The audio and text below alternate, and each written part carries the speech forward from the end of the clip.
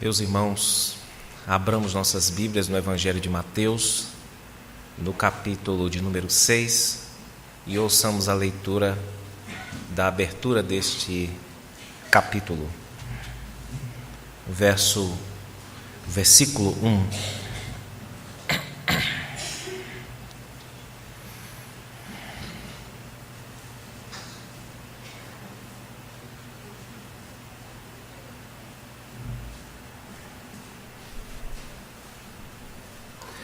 Evangelho segundo escreveu Mateus, capítulo de número 6, versículo 1, apenas, assim nos diz a palavra do nosso Deus. Guardai-vos de exercer a vossa justiça diante dos homens, com o fim de serdes vistos por eles. Doutra sorte, não tereis galardão junto de vosso Pai Celeste. Amém.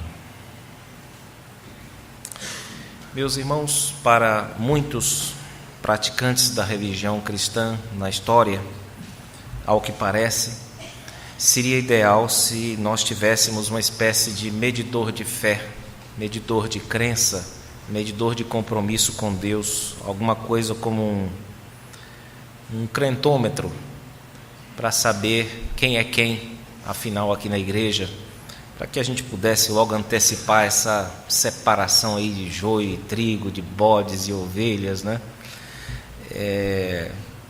Poderia usar como critério o jeito de olhar, né?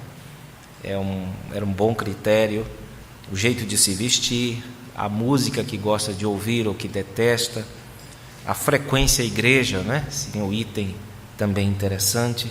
O valor das ofertas que dão, o estilo de orar, né? O modo como lê a Bíblia, como folheia a sua Bíblia, seriam alguns critérios possíveis.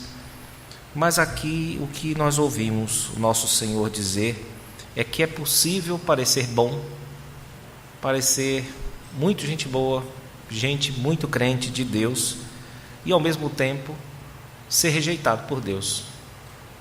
É sobre isso que nós vamos aprender nesse início inteiro aí do capítulo de número 6.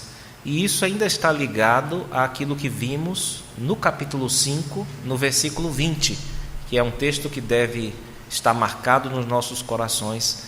O versículo 20 do capítulo 5 que diz: porque vos digo que, se vossa justiça não excederem muito a dos escribas e fariseus, que é aquela da obediência aparente, do entendimento superficial da lei, jamais entrareis no reino dos céus.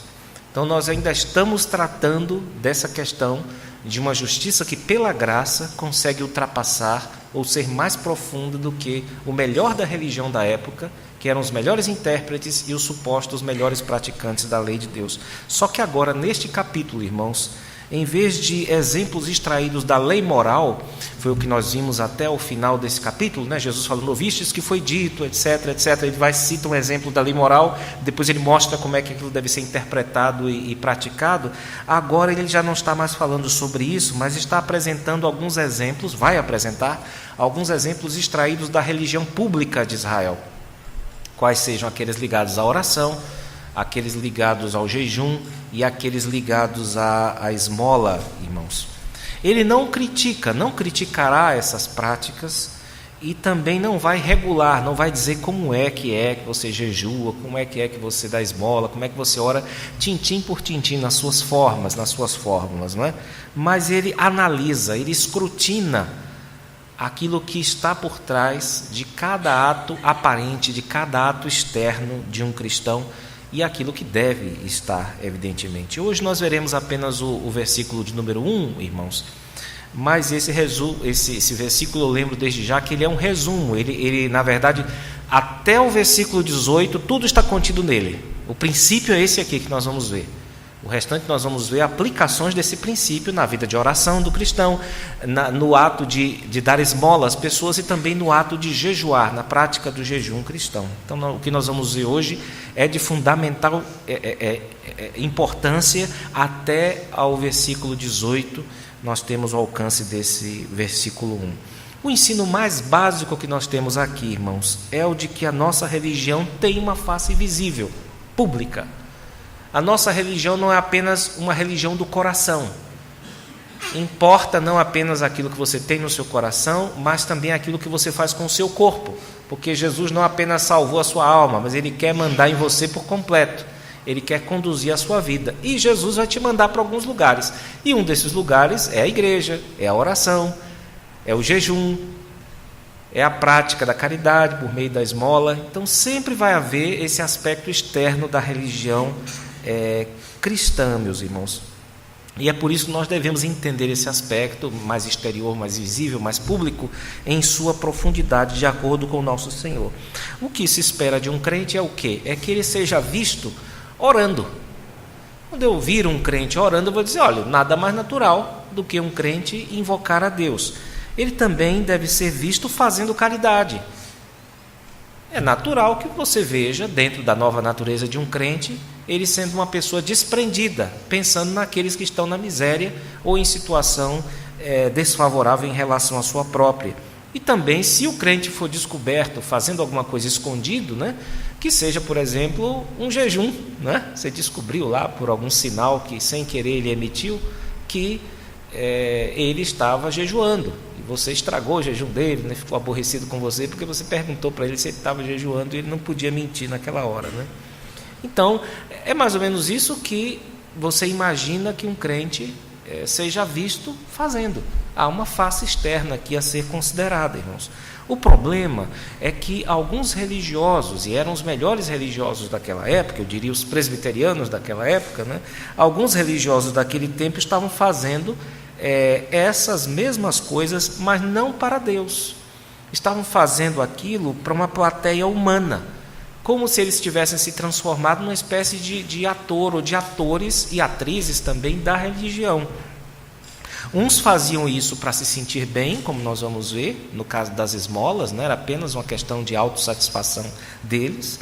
Outros faziam isso para manter a reputação diante das pessoas, porque naquela época a religião tinha uma força pública, que dava um status que até mesmo ultrapassava a questão religiosa. Outros faziam isso para ostentar, para mostrar como eles eram bons, né? Típico exemplo, aquela oração do fariseu e do publicano, né? Em que ele faz a chamada oração à ostentação, né? Ele faz isso, ele mostra o quanto ele é bom. E também outros faziam para que as pessoas lhe agradecessem, faziam boas obras, não é? Como às vezes a gente vê nas igrejas pessoas ofendidíssimas, não é? Porque o nome delas não foi mencionado lá numa lista de agradecimentos, depois de uma programação da igreja, a pessoa não quer nem mais ir para a igreja, né? Já tinha isso, não é novo não, irmãos. Já tem idade essa prática, essa ideia, né? E muitas pessoas agiam desse modo. Vale notar nesse ponto que esse problema ele não nasce apenas de um começo errado, de um início errado.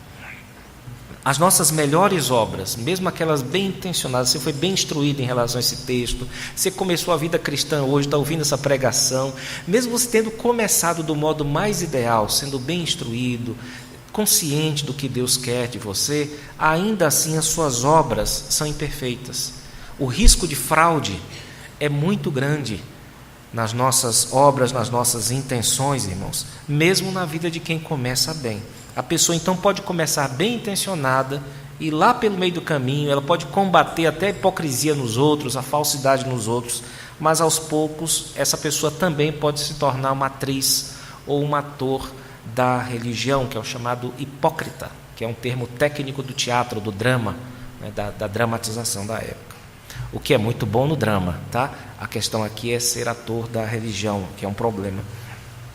E os líderes, irmãos, aqui contemplados, que são os escribas e fariseus, são especialmente suscetíveis a essa tentação, a essas sutilezas, a tentação de querer mostrar serviço, a tentação de se promover, a tentação de se proteger por meio de boas obras para que ninguém fale dele, e também a tentação de receber créditos por algumas coisas que fazem. Essa é uma tentação especial para pastores, para líderes de modo geral, para presidentes de sociedade, mas nós não podemos perder de vista o fato de que, em certo sentido, em certo grau, todo mundo está implicado e deve atentar para essa mensagem. Mas ela, obviamente, tem uma força muito grande em relação aos pastores.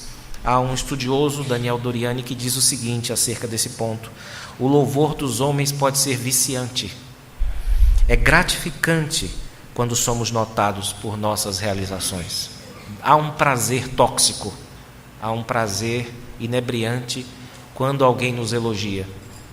É por isso que a Bíblia própria nos diz que um homem é provado pelos louvores que recebe. Você é louvado, você evita certas coisas, mas depois você vai para o seu quarto contar as notas, né? Contar aquilo que você recebeu. Se você anseia ser notado e louvado pelos homens, provavelmente terá sucesso. Pessoas de fé notarão e admirarão sua disciplina. Mas a Bíblia chama isso orgulho e hipocrisia. Em outras palavras, irmãos, é fácil esquecer a quem devemos agradar. É muito fácil deslocar as plateias, passar de uma para outra. Daí o alerta do nosso Senhor neste versículo 1, que introduz, como eu falei, um princípio geral que cobrirá 3 das grandes práticas, não apenas do judaísmo, né, mas também do cristianismo, também do Islã. O Islã também cultiva as práticas de orar, de jejuar, de dar esmolas, mas o nosso ponto aqui é o cristianismo. E, em primeiro lugar, o que nós temos aqui é que o nosso Senhor assume que a religião cristã tem o lado público, como eu falei. É inevitável. Você pode receber a Jesus no seu coração, mas outras pessoas vão receber a Jesus no coração e elas vão querer marcar um dia para orar em algum lugar. E aí começou a face pública da religião cristã. Depois vocês vão ter que pagar conta de luz, pagar IPTU, e todo mundo vai saber que ali se reúne um grupo que é chamado de igreja. Então, a coisa começa como organismo e mantém-se como organismo, mas já tem uma face também organizacional, uma face externa, dura, por assim dizer, totalmente necessária para o desenvolvimento orgânico da igreja, irmãos. Então, Jesus assume essa ideia de que nós praticamos a nossa religião, boa parte dela, à vista de outras pessoas, tanto entre nós mesmos, como também à vista das pessoas de fora. E notem que o nosso Senhor não proíbe aqui que você mostre as suas boas obras. A sua luz, como ele já disse no capítulo 5, deve brilhar, 5,16, não é? A luz deve brilhar, e na verdade é impossível que essa luz não brilhe. Então os crentes vão mostrar em algum sentido boas obras. O que ele proíbe aqui, o que ele alerta, é que os crentes não devem mostrar ou fazer boas obras com o fim, com o objetivo de serem vistos pelos homens. Em outras palavras, nós devemos sempre atentar para o nosso coração, porque no nosso coração ocorrerão 2 tentações. Agora eu peço aos irmãos para que levem em consideração o ensino inteiro do sermão, porque no capítulo 5, versículo 16, Jesus diz: quando a tentação for de perseguição e vocês forem tentados a esconder que vocês são crentes, mostrem, brilhem. Agora ele está numa situação oposta. A tentação é outra. A tentação é de você mostrar como você é bom, como você é crente. Nessa hora que a tentação for mostrar, você esconde. Então mostre quando a tentação for esconder. Esconda quando a tentação for que você pareça ser algo mais do que você é. Esse é um ponto interessante aqui, irmãos. Você só vai conseguir fazer isso se você prestar atenção aos movimentos do seu coração. Você levar em consideração o que está acontecendo com você no momento mesmo que você está fazendo a boa obra, irmãos. O exemplo de como agir, ou os exemplos, serão dados mais à frente, né? Mesmo orando em público, você deve orar a Deus. Se nós tivermos oração pública aqui, pedir para que alguém ore a Deus em público, você não pode esquecer disso. Você está orando e o seu foco deve estar em Deus, como, em certo sentido, você está sozinho. Você está sozinho. Porque se você ora a Deus quando alguém pede aqui na igreja, com o fim de mostrar como você é fervoroso, ou como você é estiloso, como você não erra no português, se você age desse jeito, você já não está falando com Deus. Você está buscando uma recompensa terrena, uma recompensa humana, irmãos. Deus não fala com ninguém a partir de nenhum lugar que não seja o coração. É o único lugar onde Deus fala com você. Se você não fala com Deus a partir do seu coração, você nunca falou com Deus. E à medida que não faz isso, você não fala com Deus, continua sem falar. Também Ele nos faz a mesma coisa em relação à caridade.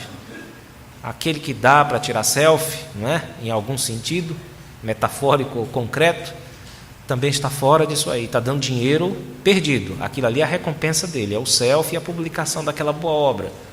A mesma coisa é dita em relação ao jejum, irmãos, ao jejum. Nós vamos ver que Jesus supõe que crente jejua, tá? E a gente nunca sabe se a igreja está jejuando de mais ou de menos, porque ninguém fala sobre isso. Então isso é uma coisa maravilhosa, né, e misteriosa. Então o nosso Senhor nos ensina que a obediência externa, sozinha, não garante recompensa.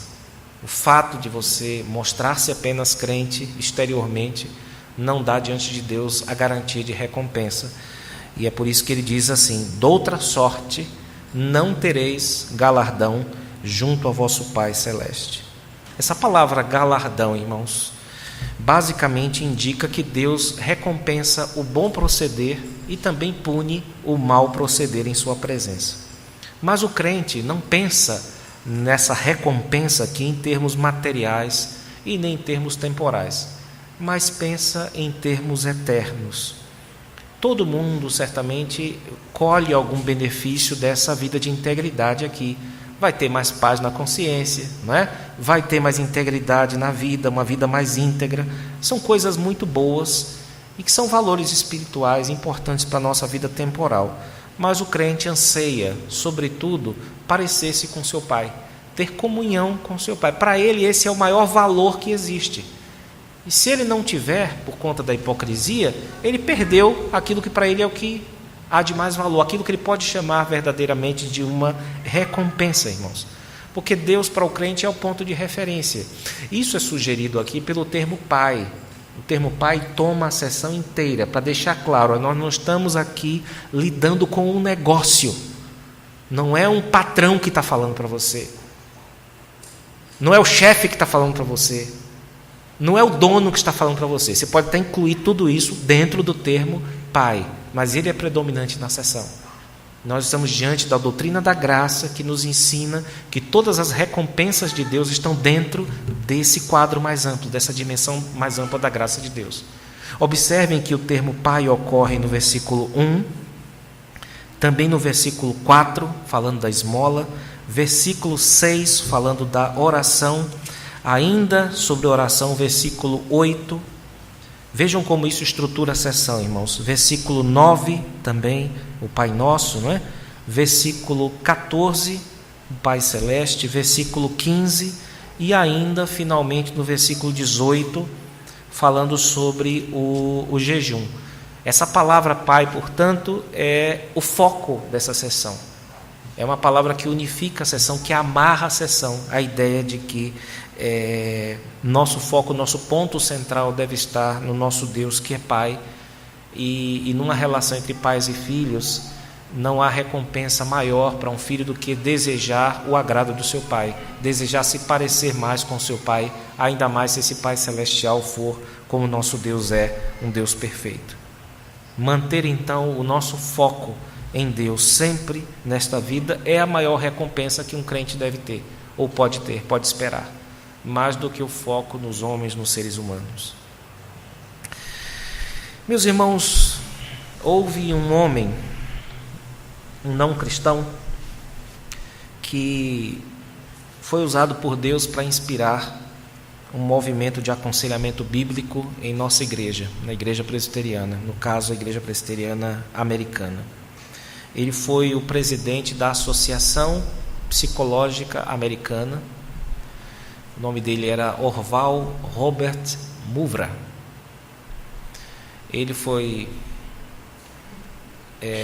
frequentou a igreja presbiteriana norte-americana durante um período, e ele disse que sentiu uma profunda decepção com os presbiterianos, porque eles dependiam da palavra de Deus para muitas coisas, mas quando a alma deles quebrava, eles não procuravam as riquezas nem da palavra de Deus, nem da tradição, mas iam atrás dos profissionais de saúde mental da época. E foi dele a famosa frase de que os presbiterianos norte-americanos trocaram seu direito de primogenitura por um prato de sopas ou de um prato de lentilhas psicológicas. Querendo dizer que nós deixamos de lado um grande tesouro e procuramos com muita pressa em outro lugar, sem procurar nos tesouros bíblicos e da tradição da igreja, irmãos. E ele fez uma importante anotação sobre esse texto de Mateus, sobre essa seção inteira aqui, tratando sobre o básico do texto, que é a importância do segredo na vida cristã, de nós mantermos um segredo só entre nós e Ele, só entre nós e o nosso Pai. E para este homem, irmãos, quando a pessoa só se preocupa em exibir o seu lado bom, que é o que Jesus está combatendo aqui, e ao mesmo tempo, quem gosta de mostrar o lado bom, naturalmente gosta também de esconder o lado ruim, senão não faz sentido, uma coisa neutralizaria a outra, né? Eu gosto muito das pessoas, mas dei um tiro numa pessoa ali, a informação se neutraliza e você não ganha créditos por isso, né? Então, ao mesmo tempo, quando a pessoa fala muito bem de si, significa automaticamente que não fala mal, né? Que não revela. Então ele fala aqui das pessoas que tentam mostrar o lado bom o tempo inteiro e tentam encobrir seus defeitos em vez de confessá-los. E ele diz que essa vida de mentira é uma receita certa que leva às mais diversas desordens de tipo mental e emocional, aquilo que é chamado de neurose. Porque você está cultivando uma irrealidade. Ele está dizendo que você é uma coisa por um lado que você não é, e está dizendo que você é uma coisa que você não é por outro.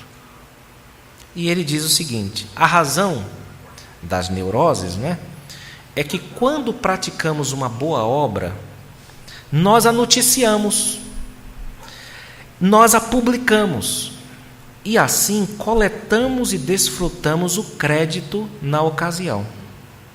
Mas quando fazemos algo medíocre e inferior, nós cuidadosamente escondemos e negamos quando podemos. O resultado é que o crédito por atos desse tipo continua conosco e se acumula. Uma pessoa que segue tal estilo de vida é cronicamente falida no sentido moral e espiritual. Então, qual seria a alternativa? O remédio para uma pessoa que já caiu nisso ou deseja evitar tal existência miserável e sem sentido? É muito simples: reverter toda essa estratégia. Admitir e assim desnudar a si mesmo de toda fraqueza, erros, loucuras, e esconder a sua caridade, as suas boas obras e a sua virtude. Ou seja, você guarda o que tem de bom dentro de você, para ninguém ver, e joga fora o que você tem de ruim. Exatamente o oposto do que nós vemos hoje as pessoas fazendo. Contando só as coisas boas, de modos discretos, enviesados, alusivos, né?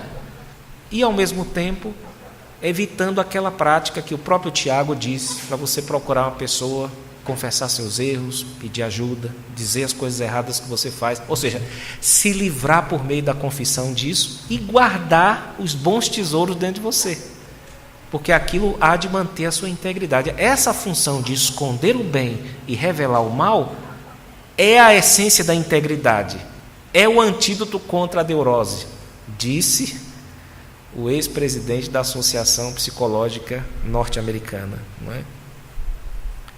Então Deus quer nos ajudar, irmãos, e para isso às vezes Ele usa um ímpio, alguém de uma tarimba, de uma estatura como essa, né? E para os irmãos terem a noção, ele inspirou na época, ele foi um dos orientadores de um jovem chamado James Adams, também conhecido como Jay Adams, que foi um dos iniciadores do movimento de aconselhamento, que hoje conta com milhares de conselheiros. Muitas escolas foram fundadas por causa disso. Porque um jovem cristão disse assim: infelizmente Deus está falando por meio das pedras, e ele desenvolveu toda uma teoria a partir da Escritura que lida com a questão do aconselhamento e que leva em conta esses dois pontos, que são a confissão e o esconder as boas obras que você faz, como sendo um dos fatores ou dois fatores que contribuem para a integridade da alma, para a força da alma diante dos problemas da vida, irmãos. Quando nós não nos preocupamos com isso, quando nós não nos preocupamos com o nosso coração, só resta mesmo o quê? Aparência. Só resta a língua do povo.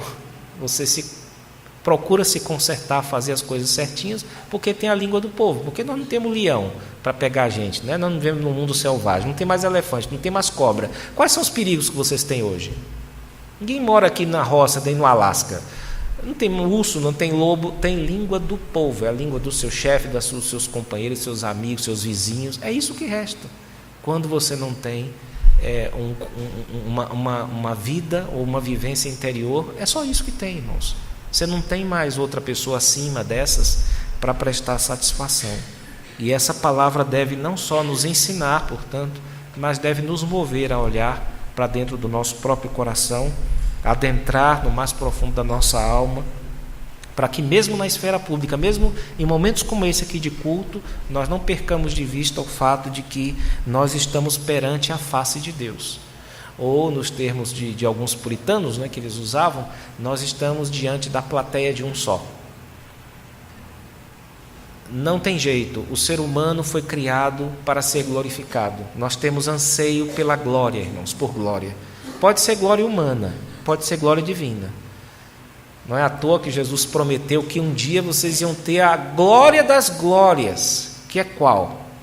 Se entrasse aqui o presidente da república ou o governador do estado dissesse que te conhece, todo mundo ia dizer, nossa, você está famoso, né? Agora imagina Deus dizendo assim, eu conheço você. Isso é a glória das glórias. Eu estava com você o tempo todo, convivi com você, conheço você, bem mesmo. Isso é a glória das glórias. Nós vamos transbordar de glória quando Jesus nos reconhecer, irmãos. Então todo mundo tem sede de glória. Agora tem alguns que vão lá nas poças, não é? Rotas do mundo, e vão beber nessas poças. E existem aqueles que aguardam, que esperam, que buscam apenas a glória de Deus. Mas da sede de glória ninguém escapa. Todo mundo quer ser reconhecido, e todo mundo, mesmo aqueles que fazem as coisas quietas, eles sabem que serão vistos. O problema é se nós fizermos isso com o fim de sermos vistos pelos homens. Então lembremos-nos disso, irmãos, que nós estamos lidando com algo que vai até mesmo acima do bem da nossa alma. Eu estou falando aqui do Robert Mouvre, né, que focou na questão da integridade da alma, mas não se liguem muito nisso, tá certo? Foquem no ensino do texto. É claro que isso é um subproduto. Você vai ter mais integridade na alma, sim. Mas o foco do texto é nos lembrar que nós temos um Pai que está nos vendo, que cuida de nós e que pode nos dar muito mais do que os aplausos humanos. Porque se você receber aplausos humanos por uma obra, esse será o seu pagamento. Isso não vai render em nada para a integridade da sua alma, para a sua vivência com Deus, para a sua vida na fé. Mas se isso for feito para Deus, certamente você pode contar com uma recompensa maravilhosa. E esse equilíbrio entre o público e o privado, entre o coração e as ações, é uma das recompensas, irmãos. E deve ser também o nosso ideal, por sermos nós pessoas imperfeitas e, portanto, a dependência da graça divina deve ser levada em conta como sendo necessária, como sendo contínua na nossa vida, tanto aqui quanto também naquilo que Cristo ensinou anteriormente. Lembremos que o Sermão do Monte não tem versículo nem capítulo. Nós estamos ainda lidando com aqueles que, pela graça de Deus, são bem-aventurados. É dentro disso que nós nos movemos. E nós devemos confiar na graça de Cristo, que se Ele nos fala por meio da palavra, é porque certamente pode consertar o nosso coração, pode nos livrar dos nossos desvios e pode nos fazer viver perante a plateia de um só, e não perante a língua do povo como sendo o último critério para nós. Língua do povo não é o último critério para nós, irmãos. Pelo menos não deve ser. E Deus nos ajude e nos prepare para as outras porções que serão mais práticas, mas que levarão em conta esse princípio fundamental. por dar importância absoluta do segredo diante de Deus, do nosso Pai. Deus nos abençoe, irmãos. Amém.